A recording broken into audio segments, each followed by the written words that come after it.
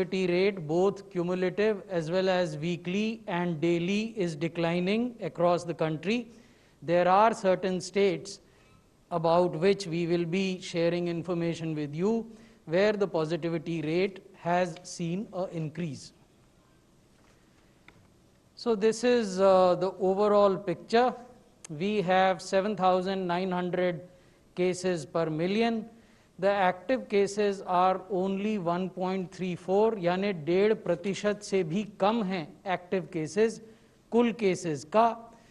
मृत्यु 110 मृत्यु प्रति मिलियन, 113 मृत्यु प्रति मिलियन हैं. टेस्ट हम 21 करोड़ से ज़्यादा देश में कर चुके हैं. 1,53,000 से ज़्यादा टेस्ट प्रति मिलियन हमने किए हैं. केस पॉजिटिविटी को अगर आप देखें तो ये 5.19% है और weekly positivity is less than 2%, 1.85. Case fatality rate is 1.42 and weekly fatality rate is less than 1%, 0.73. अभी भी 2 राज्य हैं जहाँ की 75% एक्टिव मामले हैं. ये हैं केरल और महाराष्ट्र. एक्टिव मामले का अर्थ, जैसा हम बार बार आपको बताते हैं, वो मामले हैं जो कि या तो अस्पतालों में हैं या घरों में सेल्फ आइसोलेशन में हैं अंडर मेडिकल केयर. इसी जानकारी को अगर हम दूसरे तरीके से रिप्रेजेंट करें तो केरल में देश के लगभग 38% एक्टिव केसेस हैं. महाराष्ट्र में देश के लगभग 37% एक्टिव केसेस हैं. कर्नाटक में 4% और तमिलनाडु में 2.78% एक्टिव केसेस हैं. तो जैसा हमने पहले आपको जानकारी दी कि केरल और महाराष्ट्र, ये 2 राज्य 75% एक्टिव केसेस इन्हीं 2 राज्यों में हैं. मैंने आपको कहा था कि कुछ राज्य हैं जहां की हमने हाल में ही केंद्रीय टीमें भेजी हैं और कुछ जगह भेज रहे हैं. ये वो राज्य हैं जहां की प्रतिदिन आने वाले नए केसेस में हमने कुछ सर्ज देखी है. इसमें महाराष्ट्र है. ये महाराष्ट्र का ग्राफ हम आपको दिखा रहे हैं. जब आप इसमें आप देखेंगे कि प्रतिदिन आने वाले केसेस बढ़ रहे हैं. उसी तरीके से केरल में हालांकि इंक्रीमेंटल डिक्लाइन है, लेकिन एब्सोल्यूट नंबर्स में केरल में अभी भी प्रतिदिन आने वाले केसेस की मात्रा अधिक है. इसलिए केरल भी हमारे लिए चिंता का विषय है.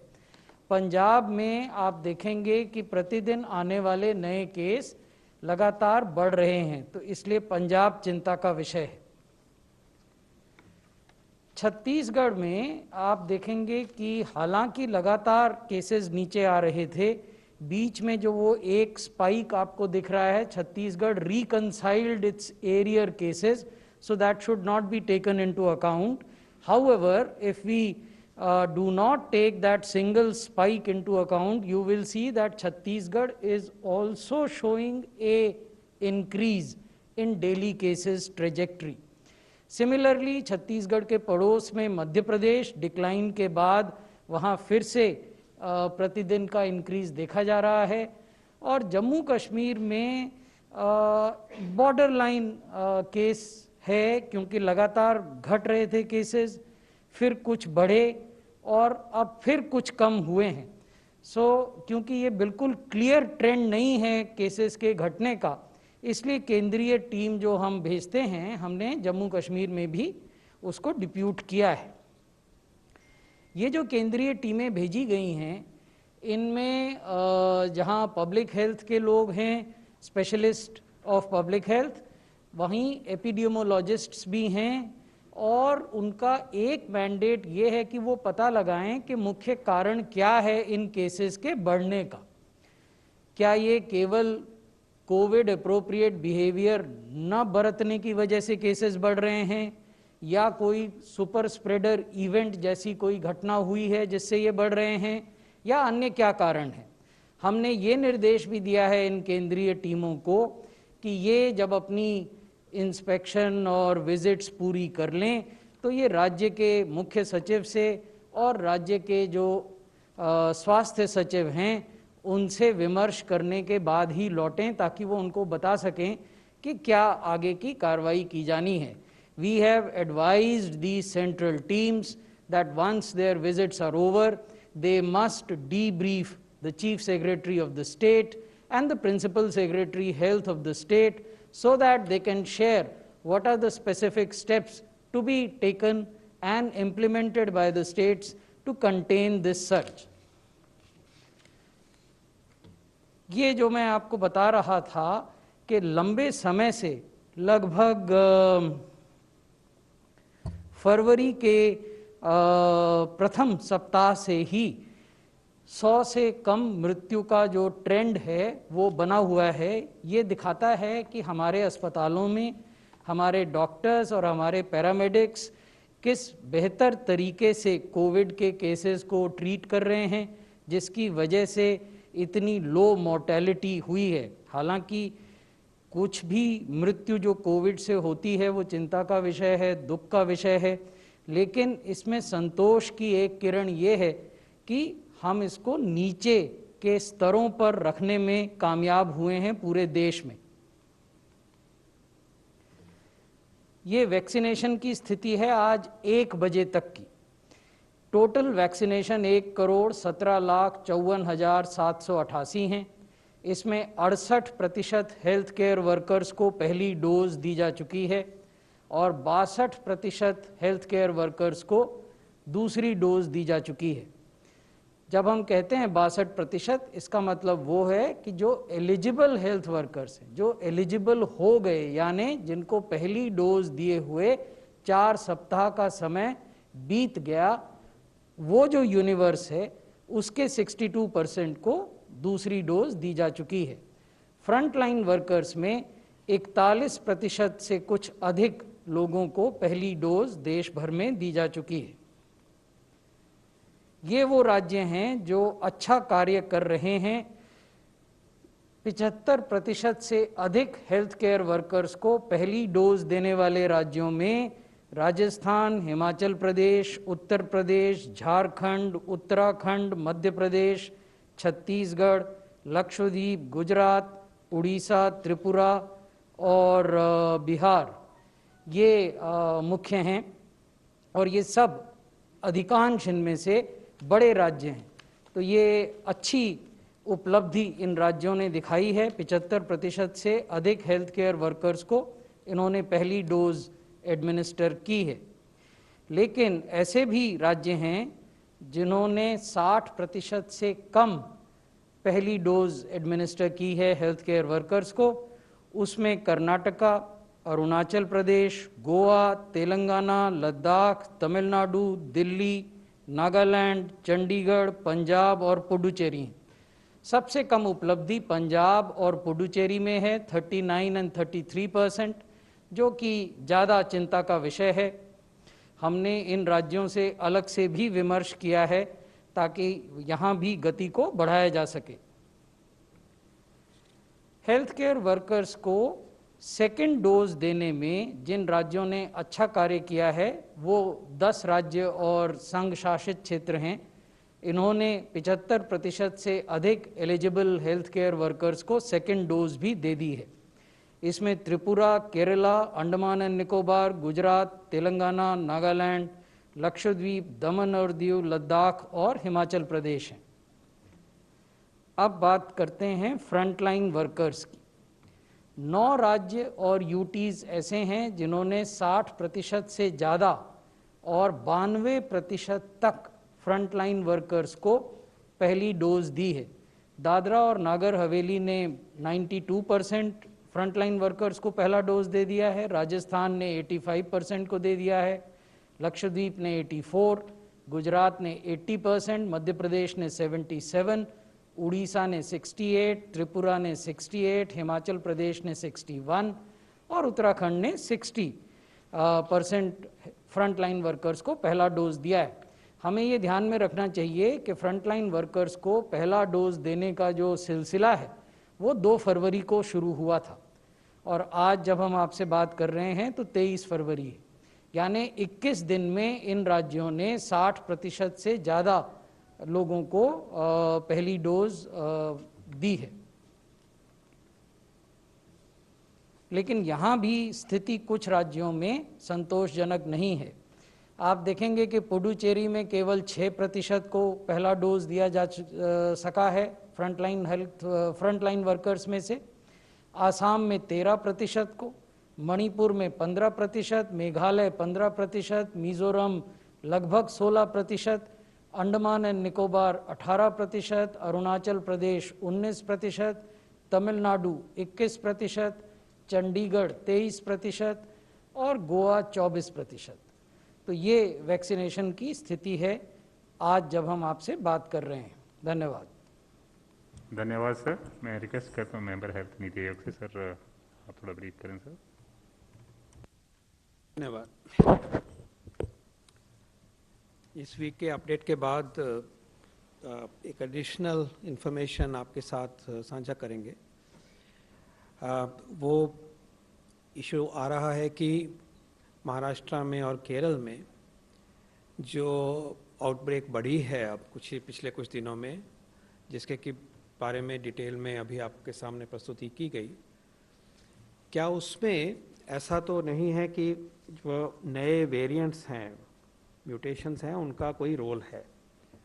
तो मीडिया में इसकी थोड़ी चर्चा आती रही है, तो इसको अपनी तरफ से क्लैरिफाई करना चाहेंगे। आपको मालूम है कि यूके वेरिएंट के आने के बाद भारत ने अपने डिफरेंट डिपार्टमेंट्स की 10 लेबोरेटरीज को जोड़ा और एक कंसोर्शियम और एक नेटवर्क इस्टेब्लिश किया, जिसका नाम था, और यहाँ हमने इसकी घोषणा करी थी, आपको याद होगा, Indian SARS-CoV-2 genomic consortium, INSACOG, INSACOG, which has participation of ICMR, CSIR, DBT, Ministry of Health and network with the focal point being the NCDC. And since then, according to the protocol established at that time, there is a very significant comprehensive tracking of viral strains for such mutants and other mutants. And this effort has gathered pace, and we have sequenced 3,500 viruses since then, 3,500. And as DG ICMR informed last time, UK variants have been picked up close to 200. As per the information today, we have 187 such strains detected through this process. There are many more viruses coming positive, and then a subsample of this is sequenced. And out of them, and these were 3,500 samples, out of them 187 individuals had the presence of UK strain. थोड़ा पिछली बारी जो information थी उसको हम refine कर रहे हैं. 187 is the number today. 6 लोगों में साउथ अफ्रीकन वेरिएंट पाया गया आज तक, और एक व्यक्ति में ब्राजीलियन स्ट्रेन को पाया गया. So the big picture is the following: 187 UK variant strains based on the data, systematic from across the country, 10 laboratories, systematic effort, high quality effort. 6 South African strains and 1 Brazilian strain. Now, we are also, when we are doing sequencing, you are not only looking for these variants, you're looking for any abnormal shift, any change in the virus character. And we must say that that effort was also going on well before the UK variant entered the country as indigenous effort. And we have been watching these mutants and such changes. And as DG ICMR last time also very eloquently explained, that these mutations keep occurring in nature. This is the nature of the viruses, that it keeps happening. And therefore, there are other variants, mutations, which are also picked up, but there was nothing to be worried about. So firstly, on the basis of the information available through the consortium today, we have given you the number. We have also heard that there are 2 variants in Maharashtra being talked about. एक variant है, उसका है N440K variant, N440K variant, और एक दूसरा variant है E484K variant. ये दोनों की चर्चा मीडिया में आई है कि ये वेरिएंट भी पकड़े गए हैं. तो इसके बारे में भी हम ये कहना चाहते हैं कि इस कंसोर्शियम ने भी इन चीज़ों को डिटेक्ट किया है, because they were looking for such variants also. So yes, there is E484 variant in Maharashtra, and there is N440 variant in Maharashtra, and also in Kerala, and also in Telangana. So these are the recent detections of these variants. Now, by just making such statement and reporting only detection does not lead to any attribution for a phenomenon on the ground. Because to relate the occurrence of a virus mutation to change in disease pattern, other information, epidemiological information and clinical information has to be linked to these mutants, because otherwise these happen but they have no influence on the pandemic. So today, on behalf of the consortium, I am pleased to state here that based on the information available to us, yes, these 3 variants are there, and the other 2 N440K and E484K variants are there.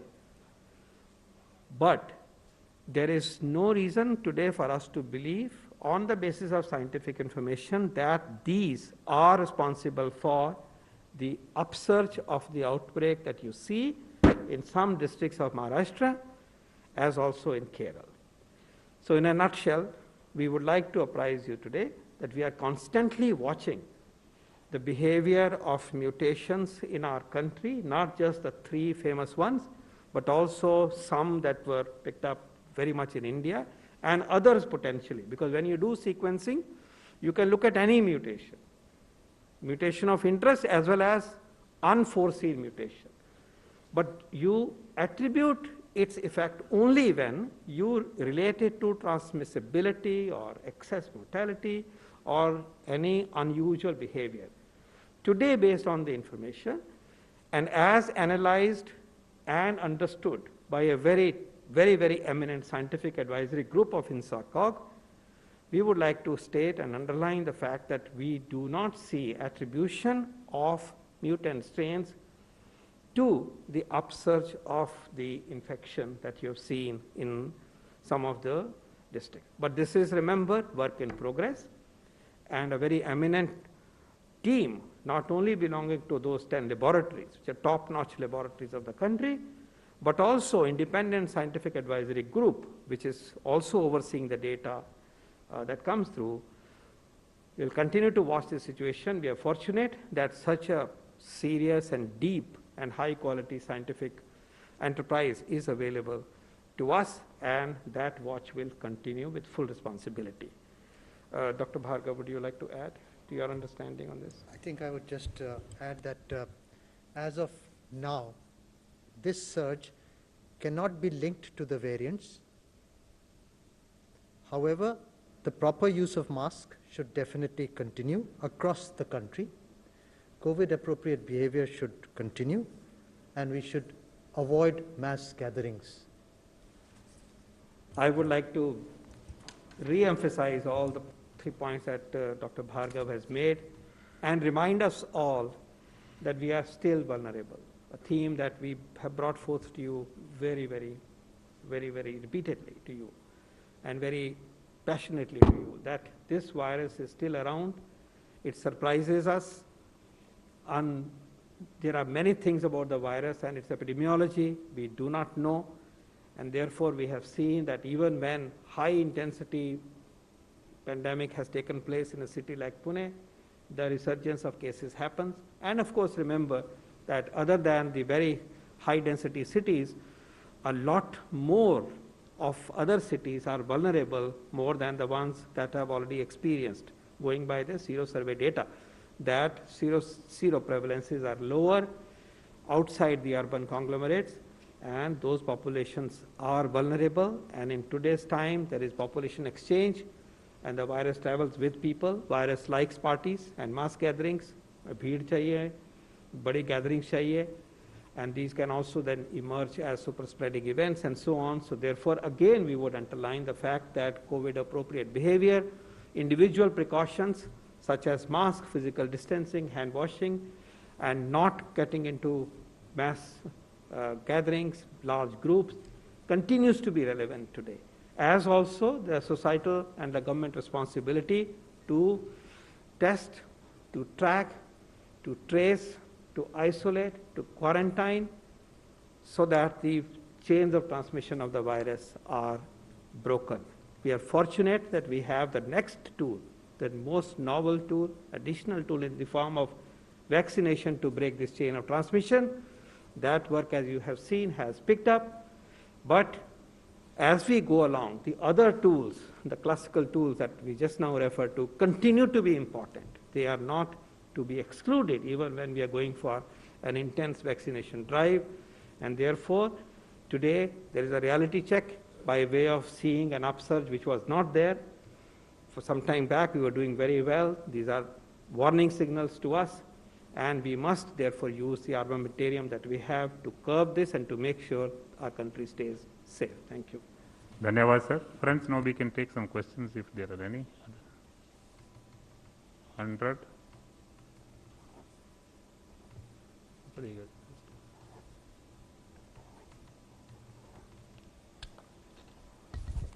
Namaskar.